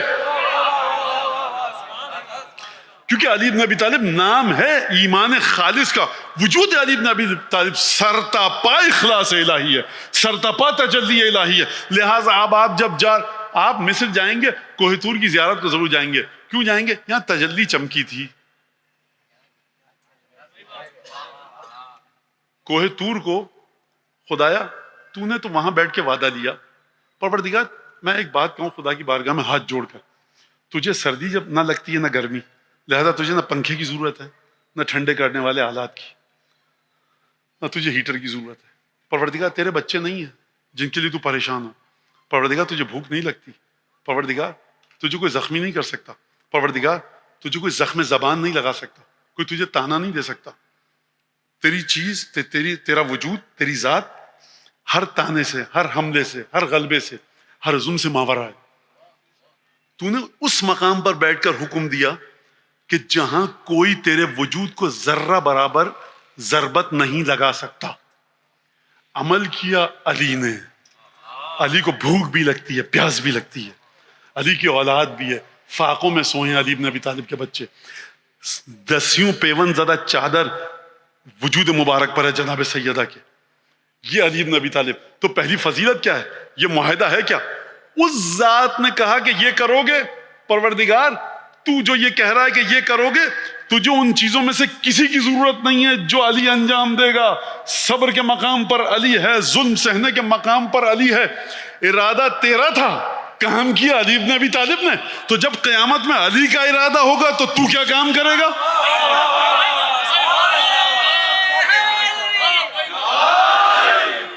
لہذا اس طرح سے جناب امیر المومنین نے فرمایا گفتگو کی. اب ایک اور مسئلے کی طرف. تو جب زہد آ گیا دنیا میں, اب یہ زہد کتنا ہے, میں اس کو کیسے سمجھاؤں؟ میں خود مخمصے میں گرفتار ہوں. کون سا زہد ہے یہ؟ یعنی فرمایا تم میرے پاس بیعت کے لیے آئے ہو نا, القیت حبلہا علی غاربہا, مجھے کیا خلافت چاہیے جو تم میری بیعت کے لیے آئے ہو. لیکن لولا حضور الحاضر, اگر آنے والے کا آنا نہ ہوتا کہ تم لوگ تیار ہو بیعت کے لیے, تو میں خلافت کی اونٹنی کی لگام اس کے کاندھے پر ڈال دیتا کہ جہاں جانا ہے اس کو چلا جائے. یہ زہد ہے, حق ہے, لیکن میں خدا کی ذمہ داری نبھا رہا ہوں یہاں پر. کتنے معمولی سے کام کو علی بن ابی طالب نے ترجیح دی لوگوں کی نظر میں. اپنے بھائی کے جنازے کو چھوڑ دیتا لوگوں کی نظر میں. زہد عجیب ہے. علی آپ بھی آ جاتے تو حکومت کے سلسلے میں آپ کا بھی نام آ جاتا, کانٹیسٹنٹ کے سلسلے میں کینڈیڈیٹ آپ بھی ہو جاتے, آپ کے لیے بھی رائے دی جاتی, ووٹنگ ہو جاتی. بات تو عقلی ہے سرکار, بشر کی عقل یہی ہے. کہا کہ اپنے بھائی کے جنازے کو چھوڑ کر آتا. زہد دیکھیے آپ, رسول خدا کا جنازہ چھوڑ کر نہیں جاؤں گا. اور اس کی کیا قیمت ادا کی ہے جناب امیر المومنین نے. یہ ہے وہ زہد فی درجات حاضر دنیا دنیا, یعنی اپنے بچوں کی کس طرح سے تربیت کی, اگر یہ لفظ صحیح ہو کہنا. اب چلیے جناب امیر المومنین کی شخصیت کے اس پہلو کی طرف کہ جو نہج البلاغہ میں پھیلے ہوئے ہیں. پہلا جملہ میں آپ کو بتاؤں, علی بن ابی طالب کو سب سے جو بڑا زہد ہے وہ خود دنیا سے اور اپنی زندگی سے. کیا مطلب؟ انسان ہر چیز قربان کرتا ہے اپنی زندگی کو بچا لے. ایک بچے سے کہے تمہیں کیا چیز پسند, کہے گا مجھے وہ قیمتی گاڑی پسند ہے 2023 کا ماڈل. کہے گا خرید تو لوگے لیکن کل مر جاؤ گے. کہے گا نہیں اپنے پاس رکھیے. دنیا کی جتنی رنگینیاں دلچسپیاں آپ کو ان سے محبت ہے, جب آپ کی زندگی کے سامنے آتی ہیں تو آپ ان کو چھوڑ دیتے ہیں اور کیا کہتے ہیں میری جان بچ جائے. جناب امیر اپنی جان کو ہتھیلی پر لیے ہوئے ہیں. جب آ کر اشعث بن قیس نے کہا کہ یا علی خطرہ ہے کہ آپ کی جان کو کہ کوئی قتل کر دے گا, کہا تحدثنی بالموت, تو مجھے موت سے ڈرا رہا ہے. واللہ لو لقیتہم واحدا وہم طلاع الارض ما بالیت وما استوحشت, خدا کی قسم جن سے تو مجھے ڈرا رہا ہے, اگر میں ایک اکیلا تنہا ان سے جا کر لڑوں اور طلاع الارض پوری زمین ان کے وجود سے بھر چکی ہو, میں گھبراؤں گا نہیں, میں ڈروں گا نہیں. اور جب اپنے بھائی کو خط لکھا جناب عقیل کو نہج البلاغہ میں, تو کیا فرمایا, لا تزیدنی کثرت الناس حولی عزتا ولا تفرقهم منی وحشتا. لوگ علی کو چھوڑ کے چلے جائیں, علی اکیلا رہے, علی گھبرائے گا نہیں. پوری دنیا میرے پاس آ جائے, علی کی عزت میں کوئی اضافہ نہیں ہوتا. جیسے ہی لفظ آیا عزت کا, اب چلیے عزت کے سلسلے میں سمجھیے مولا کائنات کی شخصیت کے تجزیہ اور تحلیل کیجئے. جب بات آئی عزت کی, تو یہ عزت علی بن ابی طالب کی کہاں سے ہے کہ کروڑوں لوگ بھی آ جائیں, جناب امیر کی عزت میں اضافہ نہیں ہوگا. آپ پڑھ چکے ہیں جملہ, مفاتیح الجنان میں نقل ہے, نہج البلاغہ میں نقل ہے, الہی کفا بی عزا ان اکون لک عبدا, پروردگار میری عزت کے لیے یہی کافی کہ میں تیرا عبد ہوں. وکفا بی فخرا ان تکون لی ربا, اور میرا فخر کے لیے یہی کافی کہ تو میرا رب ہے. جملہ ترجمہ سن لیا, جملہ بھی سن لیا. اب ذرا تشریح سنیے اس جملے کی. اور ظاہر سی بات ہے اب یہ گفتگو ہے تو خشک, لیکن برداشت کیجئے. اور ہو سکتا ہے زندگی کے کسی موڑ پر میرے نوجوانوں کو جو گفتگو یاد رہے تو جناب امیر کی شخصیت کی ایک اور پرت, ایک تہ, ایک لیئر ان کے سامنے کھلے. الہی کفا بی عزا, میری عزت کے لیے ہی کافی کہ ان اکون لک عبدا. عبد یعنی بندہ, یعنی غلام. غلام کے ساتھ لفظ جڑا ہے ذلت کا. غلام ہیں یعنی ذلت, یعنی اپنے پاس سے کوئی اختیار نہ ہونا. جناب امیر اسی لفظ کو استعمال کرنا جس کے ساتھ ذلت جڑی ہوئی ہے. کہنا یہ لفظ جب علی سے جڑ جائے تو بالا ترین عزت ہے, کیونکہ یہ تجھ سے جڑ چکی ہے. عزت کا مطلب کیا ہے, کوئی تسخیر نہیں کر سکتا. خوب توجہ کے ساتھ سنیے گا, اور انشاءاللہ کہ جو میں نے سوچا ہے الفاظ اور زبان میرا ساتھ دے کہ عزت کسے کہتے ہیں. کوئی آپ کو تسخیر نہ کر پائے. علی کو 10 دفعہ لوگوں نے تسخیر کیا, نہیں کیا, کیا. بھائی آپ کے پاس پیسہ نہیں ہے کھانے کے لیے, آپ تسخیر ہو گئے, مغلوب ہو گئے. آپ اپنے گھر کا اس طرح سے بچاؤ نہ کر سکے, آپ مغلوب ہو گئے. آپ کے سر پہ ضربت لگ گئی 19 رمضان کو, آپ مغلوب ہو گئے. آپ نہیں چاہتے تھے کہ یہ کام ہو گیا, صفین میں یہ نہیں چاہتے تھے, ہو گیا. فلاں جنگ میں نہیں چاہتے تھے, ہو گیا. فلاں جنگ میں چاہتے تھے ہو جائے, نہیں ہوا. تو عجیب قسم کے مسائل تو رہے جناب امیر کے ساتھ. تو پھر کون سی عزت؟ حالات کی دگرگونی سے وہ گھبرائے کہ جس کا قلب جنت میں نہ ہو. جناب امیر نے کیا فرمایا, قلوبہم فی الجنہ واجسادہم فی العمل. تم دیکھ رہے ہو کبھی ہمارے گلے میں رسی ہے, تم دیکھ رہے ہو کبھی ابن ملجم کی تلوار سر پہ پڑی, تم دیکھ رہے ہو کبھی عمرو بن عبدود کے سر پہ تلوار ہم نے ماری, تم نے دیکھا کبھی ہم نے دروازوں کو اکھیڑا, تم نے دیکھا کبھی کسی نے ہمارے دروازے کو ٹھوکر ماری, تم نے دیکھا کبھی ہمارے بچے در بدر کی ٹھوکریں کھا رہے ہیں, تم نے دیکھا کبھی ہم کو خلافت کے تخت پر, تم نے دیکھا کبھی ہم کو یہودی کے باغ میں پانی دیتے ہوئے, تم نے دیکھا ہم کو کہ ہم گھٹنے سے روٹی توڑ رہے ہیں. تم پریشان ہو رہے ہو, تم گھبرا رہے ہو, تمہارے دل میں درد ہے. علی کے دل میں درد نہیں ہے. حالات کی دگرگونی کو مت دیکھو, اصل میں یہ عہد الہی ہے جو اپنے مختلف شکلوں کے ساتھ علی نبھا رہا ہے. لہٰذا جب تک وعدے کی پاسداری علی کرتا رہے گا, فاقے میں ہو یا شکم سیر ہو, مخمل و کمخاب کے بچھونے پر ہو یا کانٹوں کے اوپر علی سو رہے ہوں, میدان جنگ میں ہو, تیروں کی چھاؤں میں ہو, علی وعدہ الہی نبھا رہے ہیں. تبھی تو صفین میں جب تابڑ توڑ تیر آ رہے تھے, رات کی تاریکی میں جناب امیر نے مصلی بچھا کر نماز تہجد ادا کی ہے. یہ کر کیا رہے ہیں آپ علی؟ موت سے وہ ڈرے جو موت سے بھاگنا چاہے. علی بن ابی طالب کے وجود میں سوائے عہد الہی کے, سوائے ابراہیم کی وراثت کے, سوائے رسول اللہ کی وراثت کے اور کچھ نہیں ہے. گھبرائے وہ حالات کی رنگینی کو دیکھ کر کہ جو ایک حال میں خوش ہو دوسرے حال میں غمگین ہو. علی ابن ابی طالب کے لیے یہ معنی نہیں رکھتا, ہر حال میں علی ابن ابی طالب عہد الہی کی پابندی کر.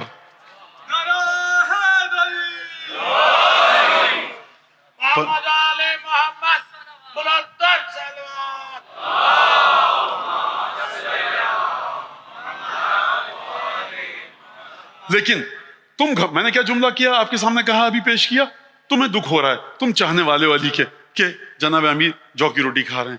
اب جناب امیر ایک بوسیدہ سی پوشاک پہنے ہوئے ہیں, نالین میں ٹکڑے ہیں. استحییت ان راقعہا، فرمایا کہ میں نے اپنا جبہ اتنی دفعہ دیا رفو کرنے کے لیے کہ میں رفو کرنے والے سے شرم آ رہی تھی مجھے. اللہ تنبذھا، جس کے پاس رفو کے لیے لے کے گیا نا، اس نے کہا اب تو پھینک دے. جملہ سنیے آپ نہج البلاغہ کا، اب تو اپنے جبے کو پھینک دے. اور پھر جناب امیر کی جو گفتگو ہے ناقابل درک حقیقت ہے علی ابن ابی طالب. اچھا، اب اس کے بعد فرمایا میرے گرد لوگ جمع ہو جائیں، مجھے کوئی فائدہ نہیں ہے، عزت میں اضافہ نہیں ہوتا. مجھے لوگ چھوڑ کے چلے جائیں، میں گھبراؤں گا نہیں. کفا لی عزا ان اکون لک عبدا، میں تیرا بندہ ہوں. کون سا بندہ؟ سمجھ میں آ رہا ہے نا؟ اب ضروری نہیں کہ میں دہراؤں بات کو.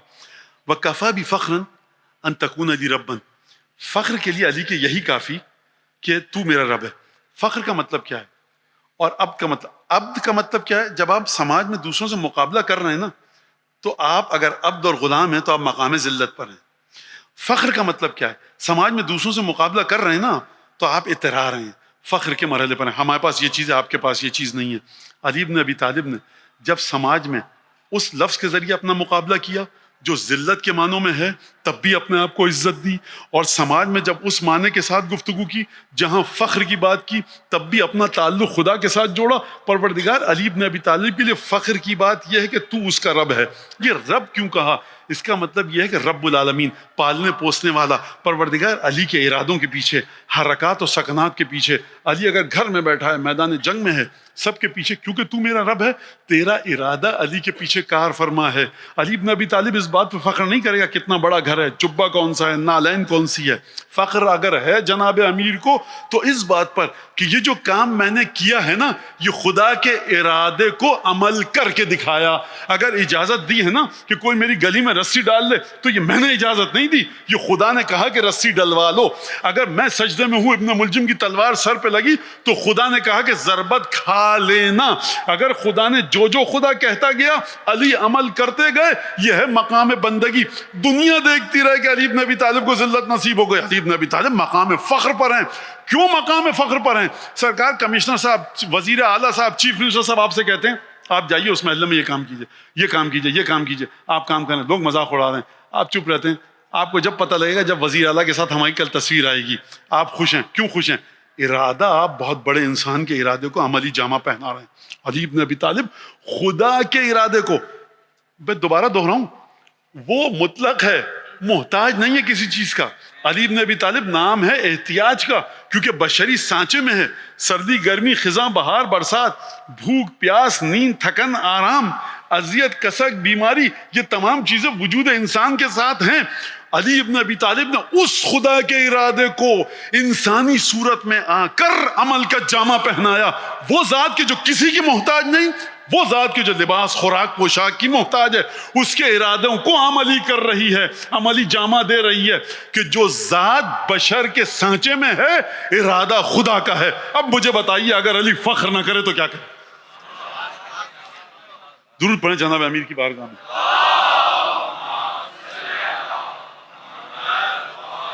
اور ایک جگہ جناب امیر کا نے ایک ذکر کیا، پچھلے سال بھی میں نے یہ حدیث پڑھی تھی، آج بھی پڑھوں گا، اور یہ آپ کا ذکر ہے اور تمام جناب امیر کے چاہنے والوں کا.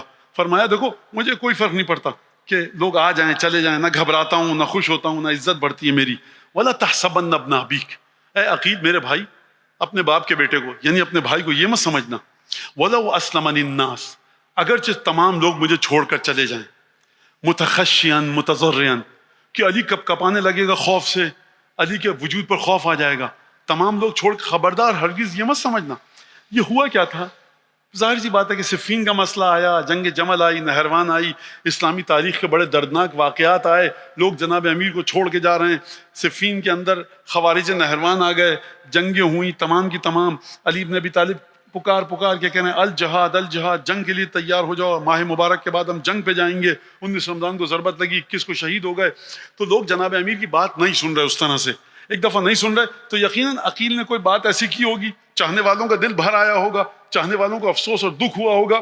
اب جناب امیر نے اس کانٹیکسٹ میں، اس سیاق و سباق میں عقیل کو خط لکھا، لَتَحْسَبَنَّ ابْنَ أَبِيكَ، خبردار اپنے بھائی کو یہ مت سمجھنا، متضرعاً متخشیاً، وَلَوْ أَسْلَمَنِ النَّاسِ، تمام لوگ مجھے چھوڑ کے چلے جائیں. یہ دل میں خیال بھی مت لانا عقیل کہ میں گھبرا رہا ہوں، میں پریشان ہوں. اور سلس الزمام للقائد، یہ مت سمجھنا کہ اچھا ٹھیک ہے گھبرا نہیں رہا، مولا نے کہا ہے تو مجھے ترجمہ کرنے دیجیے. سلس الزمام للقائد، جو چاہے گا مجھے ایک لگام ڈالے گا جہاں کھینچ کے لے جائے گا. یہ مت سمجھنا میرے بارے میں بہت آسانی سے. او وطی الزہر للراکب المتقاعد، اور یہ مت سمجھنا، عجیب جملہ ہے، یہ مت سمجھنا کہ جس کے پاس سواری ہے اور وہ گھوڑے پہ بیٹھ کے جا رہا ہے، میں بھاگوں گا، میرے پاس گھوڑا نہیں، اس کی پشت پہ بیٹھ جاؤں گا. اس کا مطلب کیا ہے؟ اس کا مطلب ہے کہ ناجائز استفادہ نہیں کرتا دوسروں سے. یہ بچوں کے لیے کہہ رہا ہوں جو کہتے ہیں مولانا متبادل لفظ. میں فری لوڈر نہیں ہوں، مفت میں فائدہ اٹھانے والا نہیں ہوں لوگوں سے. بخدا یہی ایک لفظ ہے کسی ماں میں اتنا دم کہ علی ابن ابی طالب کی طرح کسی بچوں کو جننے سے ناکام ہے مائیں اس طرح کے. مجھے لوگ اکیلا چھوڑ دیں. ولا وطی الراکب للزہر المتقاعد، میں لوگوں کی پشت پر سوار ہو کے اپنا مطلب پورا نہیں کرتا.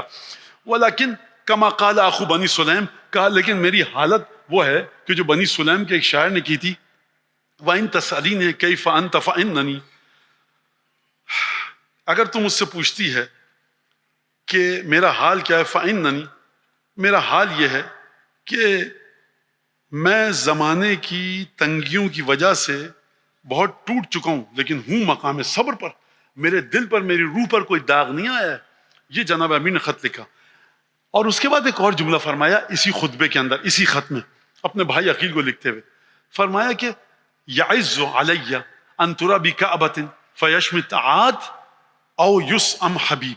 فرمایا لیکن مجھے ایک چیز کا دکھ ہوتا ہے، ہاں یہ مجھے دکھ ہے، یہ سخت ہے میرے اوپر کہ میرا کوئی چاہنے والا مجھے تکلیف میں دیکھے، اس کے دل کو تکلیف ہو. یہ آپ کا ذکر ہے کہ آپ کو مجھے دیکھے چاہنے والا، اس کے دل کو تکلیف ہو. اور فرمایا اور یشمت عاد، یا یہ کہ شماتت کرے. شماتت کا مطلب کیا ہے؟ شماتت کا مطلب علی بن ابی طالب کے چاہنے والوں سے کہے چلے گئے علی کے پاس، ہو گیا کام، تمہیں دے دیا بیت المال سے پیسہ، ہو گیا، دیکھ لیا علی آپ نے، ہم تو پہلے منع کر رہے تھے. شماتت کہتے ہیں اس وقت کہ جب آپ کسی کی بات نہ سنیں اور اس کی بات نہ سننے کی وجہ سے آپ کسی مشکل میں جائیں، اور جب مشکل میں جائیں تو آپ پر طنز و تشنیع کرے، اسے کہتے ہیں شماتت. تو مولانا فہم کہا مجھے صرف اس بات کا ڈر ہے کہ کہیں سننے والا، دیکھنے والا آ کر شماتت نہ کرے جب میرے منصوبے ناکام ہوئے تم لوگوں کی غلطی کی وجہ سے. یہ میں اپنے الفاظ شامل کر رہا ہوں، تو کہیں ایسا نہ ہو کہ لوگ آ کر شماتت کریں اور یسأم بہ حبیب، یا میرا کوئی چاہنے والا اس کے دل پر تکلیف پہنچے. لہٰذا یہاں پر یہ بات آپ دیکھیے کہ علی بن ابی طالب، یہ تمام کی تمام چیزیں علی بن ابی طالب کے وجود میں کیوں ہیں؟ فرمایا لا ابالی بالموت وقع والموت وقع علی، مجھے اس بات کا کوئی ڈر نہیں کہ موت مجھ پر گر جائے یا میں موت پر گروں. کا منتظرن راجن، میں منتظر ہوں اس بات کا کہ موت کی امید میں زندہ ہوں کہ موت کب آ جاتی ہے، کیونکہ میں مکمل عبودیت کے مرحلے پر ہوں. اب یہ چاہتا ہے کہ اپنے معبود سے جلد ملاقات کرے، اب یہ چاہتا ہے کہ اپنے مالک کے پاس چلا جائے. اس وجہ سے علی بن ابی طالب فرمانا کا منتظرن راجن، میں اس امیدوار کی طرح ہوں جو اس امید پر جی رہا ہے، انتظار کر رہا ہے کہ کب مجھے موت آ جائے. یہ جو تمام کی تمام گفتگو کی میں نے، یہ کس ضمن میں کی؟ اس ضمن کی شرط علیہم الزہد فی درجات ہذہ الدنیا الدنیہ، شرط کی تھی پروردگار تو نے اس دنیا کے سلسلے میں کہ زہد کے ساتھ تمام کام کرو گے. پہلی چیز جو آخری چیز، انسان ہر چیز کے سلسلے میں زہد کا برتاؤ کر لیتا ہے، اگر نہیں کرتا زہد تو اپنی جان کے سلسلے میں، اپنے بچوں کے سلسلے میں، اپنے گھر والوں کے سلسلے میں. علی ابن ابی طالب نے ہر مقام پر زہد کو اپنی وجود سے ظاہر کیا. درود پڑھیں محمد آل محمد.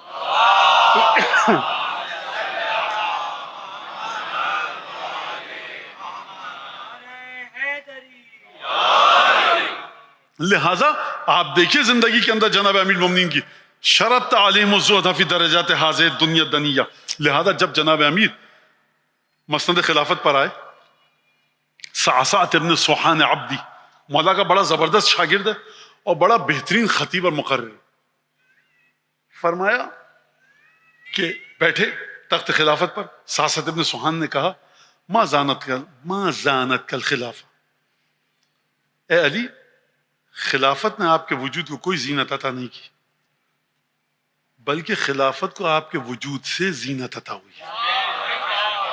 یہ جملہ سعسعۃ ابن سوحان عبدی، کیونکہ علی بن ابی طالب مقام زہد، عجیب زہد ہے جناب امیر المومنین کا. لہذا جب کسی نے ڈرایا اور دھمکایا کہ میں یہ کام نہیں کروں گا، تو جناب امیر المومنین نے جو جملہ ہے 10 دفعہ آپ سن چکے ہیں وہ جملہ، کہ فرمایا انا ابو حسن وذلك السيف معي وذلك القلب الذي القى عدوی.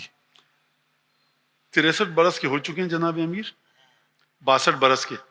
خط آیا کہیں سے کہ ہم جنگ کریں گے، جنگ کے لیے تیار ہو جاؤ. کہا مجھے جنگ سے ڈراتے ہو؟ قاتل جدک و خالک و اخیک شدخن، میں نے تمہارے باپ، میں نے تمہارے بھائی اور تمہارے ماموں کو قتل کیا ہے. قتل نہیں ہے، شدخن. شدخن کسے کہتے ہیں؟ ایک دفعہ ہے کسی کا سر کاٹنا، ایک دفعہ ہے مٹکا سرائی اٹھا کر پھوڑنا.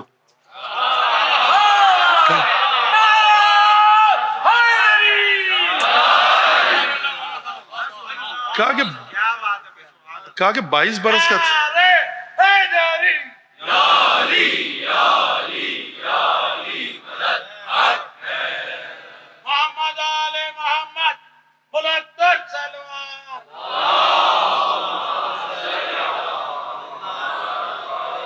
لا ابالی بالموت، مجھے موت کی کوئی فکر نہیں ہے، مگر ایک ڈر ہے ایک چیز کا جناب امیر کو، ان یتخذ،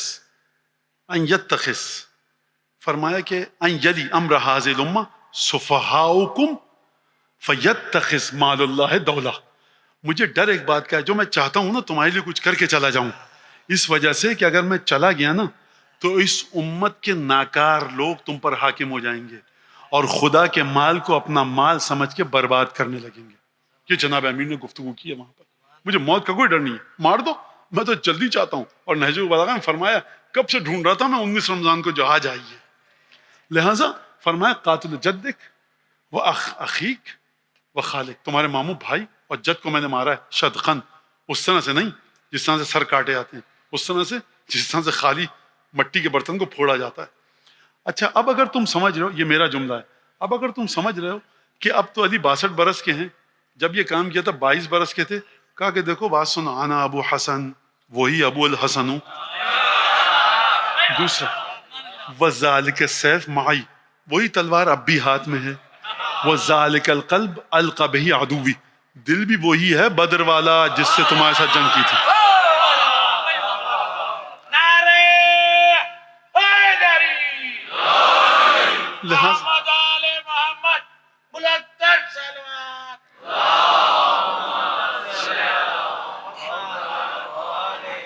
آج کسی کو یاد ہے کتنے بجے بیٹھا تھا میں؟ نہیں بتا دی، نہیں میں پڑھوں گا، میں بہت بڑی مہربانی، لیکن اب ٹائم بتائیں. کل تقریباً 1 گھنٹہ ہو چکا ہے. صحیح، ٹھیک ہے، چلیں اس بات کو یہاں پہ ختم کر دیتے ہیں. نہیں مجھے ایک قصیدہ پڑھنا تھا تو وہ میں انشاءاللہ کل پہ رکھتے ہیں پھر اس کو. اور لیکن میں ساسات ابن سبحان عبدی کا قصیدہ پڑھ لوں، مرثیہ پڑھ لوں. یہ ساسات ابن سبحان عبدی اس طرح سے جڑا ہے اور گفتگو کی ہے. دیکھیے میں کہا کہ علی بن ابی طالب کے کرشمہ کو، کرشمہ سازی کو، جاذبیت کو محسوس کیجئے. آپ 70,000 60,000 50,000 کا لشکر ہے صفین میں، علی بن ابی طالب خطبہ دے رہے ہیں. فصاحت و بلاغت ایسی ہونی چاہیے کہ یہ سب عرب ہیں جو سامنے کھڑے ہیں، ذرا سی آپ نے غلط عربی بولی فصاحت و بلاغت سے ہٹ کر مذاق اڑ جائے گا. اچھا جنگ ہونے والی ہے ابھی، آپ کی باڈی لینگویج ایسی ہو، ایک سے بڑھ کر ایک سورما ہیں، یہ دب کر رہے ہیں کہ ہمارا کمانڈر گفتگو کر رہا ہے. لہذا اگر آپ تلوار چلاتے ہوئے دیکھیے جناب امیر کو، قاتل جدک و اخیک و خالق شدخن، تمہارے باپ جد اور ماموں اور بھائی کو میں نے مارا تھا بدر میں، اس طرح سے سرائی پھوڑی جاتی ہے اور وہ تلوار ابھی تک ہے. وذالک السیف معی وذالک القلب الذی القی معی عدو القی عدوی، دشمن سے ملاقات کرتا ہوں اسی دل کے ساتھ. اور انا ابو حسن، وہی ابو الحسن ہوں میں. ابھی اگر تلوار اس طرح سے چلا رہے ہیں تو جب خطبہ دے رہے ہیں اور گفتگو کر رہے ہیں اور بھانجے سے کہا گفتگو کرو، بعض نے کہا بھانجا تھا، بعض نے کہا کوئی اور تھا، تو وہ گفتگو نہیں کر پایا.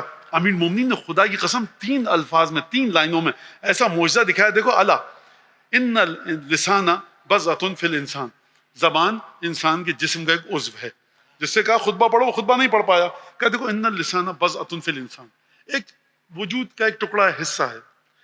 لا یتصل القول اذا امتنع، اگر زبان اٹک گئی لاکھ بات کرنا چاہو نہیں کر سکتے. ولا یمہلہ النطق اذا اتسع، لا یمہلہ النطق اذا اتسع، جب زبان کھل کے چلنے لگتی ہے تو انسان خود اپنے آپ کو مہلت نہیں دیتا، اپنی بات کاٹتا ہے. ولا گفتگو، عجیب انداز سے جملہ. درود پڑھیں محمد آل محمد پر.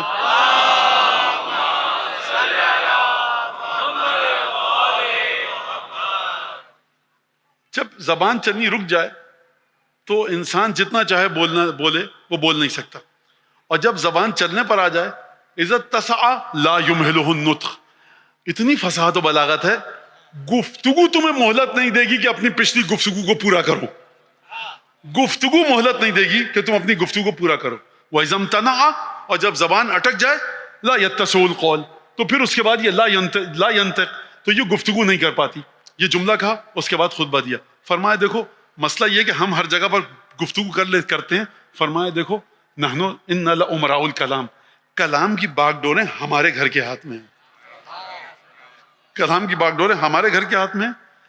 فینا تنشبت عروقو وعلینا تحدلت غصونو، کلام اور فصاحت و بلاغت کی جڑیں ہمارے گھر سے نکلتی ہیں، جب گھر سے جڑیں نکلتی ہیں تو شاخیں واپس لوٹ کر ہمارے اوپر ہی آتی ہیں، یعنی جڑ۔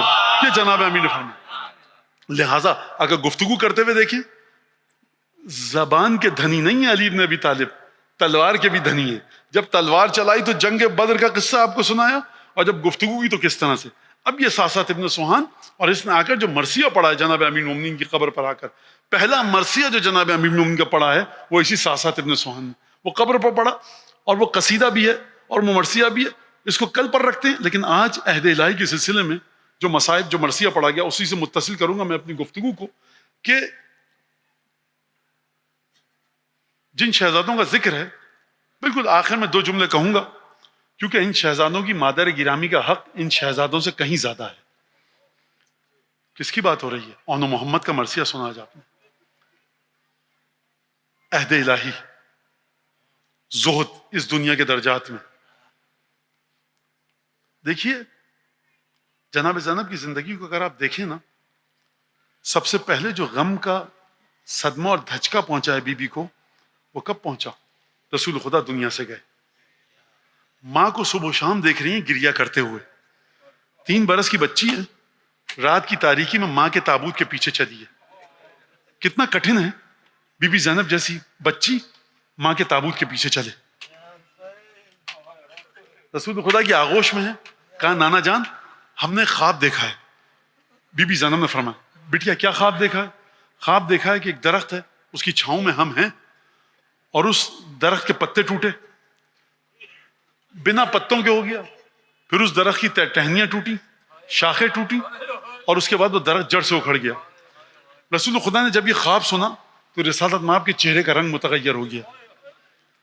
اب جناب زینب کی منزلت کو دیکھیے، کہا کہ بیٹیا یہ جو پتے ہیں جن کے سائے میں تم ہو، یہ ہم ہیں، تمہاری ماں ہے، ٹہنیاں تمہارا باپ اور بھائی ہیں، ایک ایک کر کے سب تمہیں چھوڑ کر چلے جائیں گے، اور اس کے بعد جناب زینب گویا کہ بے یار و مددگار ہوں گے۔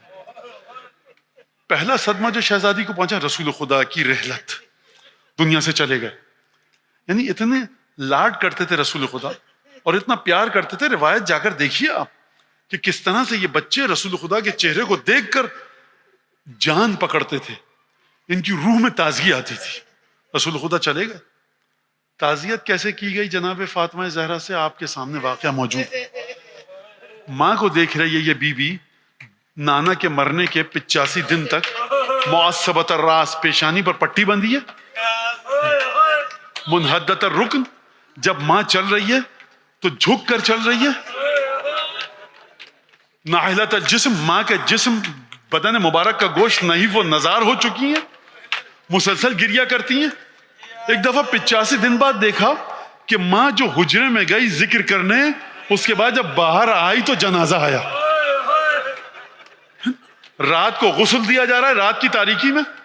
اچھا میں ایک بات کہوں آپ سے، جب کسی کے گھر میں موت ہو جاتی ہے نا، چھوٹے بچے ہوں گھر میں، خصوصاً بچی ہو اور ماں کی موت ہو، کیا کہا جاتا ہے؟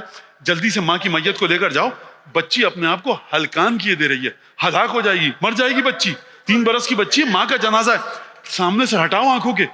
رات بھر جنازہ سیدہ کا گھر میں رہا ہے۔ جس گھر میں بی بی نماز تہجد پڑھتی تھی نا، وہاں پر جنازہ، جناب زینب نے اس مقام میں صبر کیا ہے، غسل گھر میں دیا جا رہا ہے، بچوں وصیت ماں کی، دیکھو بلند گریہ مت کرنا، بچوں کو گریے سے روکا جا رہا ہے۔ رات کی تاریکی میں تابوت اٹھا ذکر نہیں ملتا کسی اور خاتون کا جو فاطمہ کے جنازے میں شریک ہو. جب ماں کو دفن کیا جاتا ہے تو کوئی تو ہو جو بچی کو اپنے کلیجے سے لگائے. کسی کا ذکر نہیں ملتا. لیکن ایک بات ہے, حسن حسین موجود ہیں, علی مرتضیٰ موجود ہیں. کبھی علی نے کلیجے سے لگایا ہوگا, کبھی حسن نے, کبھی حسین نے. ایک دفعہ حسن حسین کے چہرے کو دیکھا ہوگا, امام وقت ہیں, دل کو قرار آ گیا ہوگا. جناب علی کے چہرے کو دیکھا ہوگا, دل کو قرار آ گیا ہوگا. مدینہ چھوٹا, کوفہ آیا. 19 رمضان کو تحدمت واللہ ارکان الہدا, خدا کی قسم نبی کا داماد مارا گیا. جبرائیل کی آواز آئی. ایک دفعہ بی بی سراسیمہ, دروازہ کھلا, بوڑھا باپ گھر میں داخل ہو رہا ہے, داڑھی خون میں تربتر اور سر مبارک سے خون بہ رہا ہے. مجھے یہ بتائیے, اگر ایک کانٹا چپ جائے باپ کے وجود میں, اگر بیٹی زینب جیسی ہو, باپ علی جیسا ہو, دل میں تیر اور بھالے نہیں چبھیں گے؟ ایک دفعہ دیکھا دروازہ کھلا, صحابیوں کے ساتھ سر اقدس سے خون بہ کر داڑھی کو رنگین کر رہا ہے. ایک دفعہ علی مرتضیٰ کی شہادت کو دیکھا, نہیں اب بھی زینب کو ڈھارس ہے. کیوں؟ 18 بھائی موجود ہیں, ابو الفضل عباس ہیں, ام البنین ہیں, 17 بہنیں موجود ہیں, بنی ہاشم کی خواتین موجود ہیں. علی چلے گئے, ایک ایک نے کلیجے سے لگایا ہوگا. کوفہ چھوٹا, بیوی واپس مدینے آئی.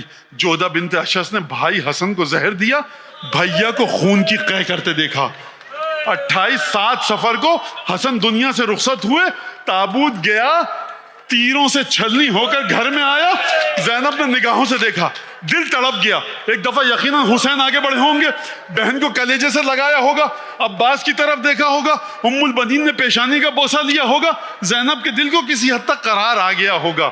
اب حسین باقی ہیں. اب آپ سمجھ رہے ہیں, یہ جو بی بی کی محبت ہے نا حسین کے ساتھ, یہ بلا وجہ نہیں ہے. صرف یہ وجہ نہیں ہے کہ بھائی ہے, خلاصہ پنجتن ہے. حسین کے چہرے میں فاطمہ کی تصویر ہے, رسول اللہ کی تصویر ہے, علی مرتضیٰ کی تصویر ہے, حسن مجتبیٰ کی تصویر ہے. جب زینب کا دل گھبراتا ہے نا, نانا یاد آتے ہیں, حسین کو دیکھتی ہیں. ماں یاد آتی ہے, حسین کو دیکھتی ہیں. بابا یاد آتے ہیں, حسین کو دیکھتی ہیں.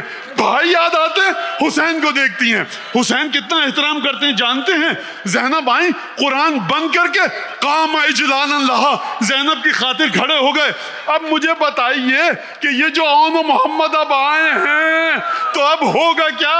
قرآن کی آیت پڑھ دوں, لا تنقضوا الایمان بعد توکیدها. اے ایمان لانے والوں, جو تم نے عہد و پیمان کیا ہے نا خدا کے ساتھ, اس کو مضبوطی کے ساتھ تھام کر رہو. یہ میدان میں اون و محمد نہیں جا رہے, زینب علی مرتضیٰ کے ساتھ اپنے معاہدے کو استحکام بخش رہی ہیں. یعنی بابا ہر غم کو دل پر سہا, ایک اولاد کا غم تھا, وہ بھی آپ کی محبت میں زینب سے. مجھے نہیں پتا 10 12 13 سال کے بچے, لیکن ایک بات ہے, روکے کوئی رستے میں تو ڈریو نہ میری جان, بس کلمہ توحید پڑھے جائیو ہر آن, اقرار نبوت میں فصاحت کا رہے دھیان. دل بند ہو تم 3 اماموں کے میں قربان. زینب مقتل میں اپنے بچوں کو بھیج رہی ہیں, کہہ رہی ہیں بیٹا دیکھو مقتل میں جانا, جعفر طیار کی آبرو کا خیال رکھنا, رسول خدا کی آبرو کا خیال رکھنا. دل بند ہو تم 3 اماموں کے میں قربان. علی کے نواسے ہو, حسن تمہارے ماموں ہیں, حسین ماموں ہیں. میدان میں جانا نا, انیس فرما رہے ہیں, انیس میدان میں جانا تو دیکھو اس انداز سے جہاد کرنا کہ ننیال اور ددیال کا اثر دکھانا. میں کہوں گا بی بی یہ انیس کن بچوں سے وصیت کو نقل فرما رہے ہیں. بچے میدان میں گئے, کئی پہروں کے پیاسے, کتنی جنگ کرتے, بس ایک دفعہ گھیر کر مارا گیا.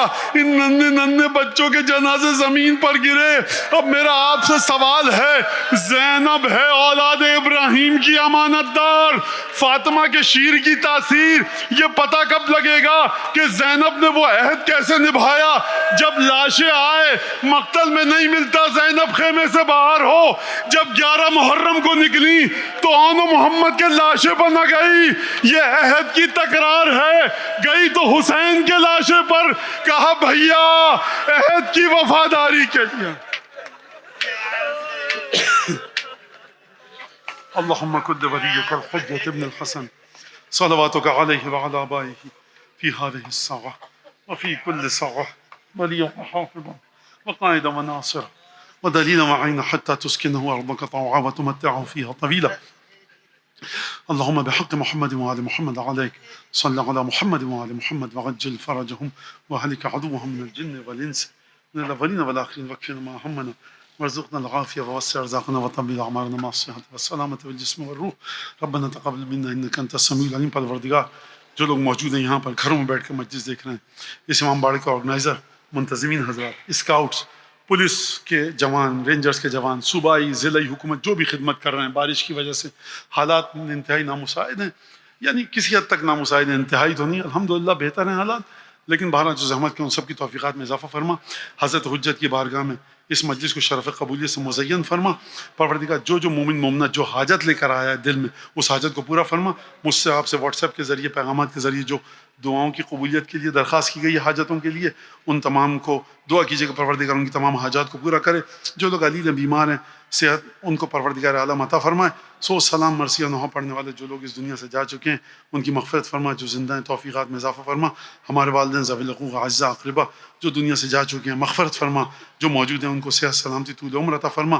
امام کے ظہور میں تعجیل فرما، ہم سب کو ان کے انصار و اعوان میں شامل فرما. دعاؤں کی قبولیت کے لیے بلند آواز سے درود پڑھیں.